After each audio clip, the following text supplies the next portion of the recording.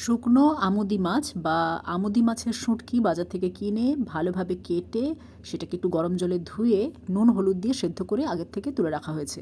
এবার কড়াইতে একটু তেল গরম করে তার মধ্যে কালো জিরে, থেতো করা পেঁয়াজ, রসুন দিয়ে ভালোভাবে ভাজা ভাজা করে নিয়ে কয়েকটা কাঁচা লঙ্কা দিয়ে দেওয়া হলো। নাড়াচাড়া করে নিয়ে একটু আদা বাটা, তার সাথে একটু লঙ্কা গুঁড়ো, হলুদ গুঁড়ো দিয়ে ভালোভাবে আবারও একটু মশলা ভেজে ভেজে নিয়ে সামান্য একটু জল দিয়ে মশলা কষিয়ে নিয়ে এবার জিরে গুঁড়ো, ধনে গুঁড়ো আর একটু গোলমরিচ গুঁড়ো দিয়ে আবারও মশলা ভালোভাবে কষিয়ে নেওয়া হচ্ছে।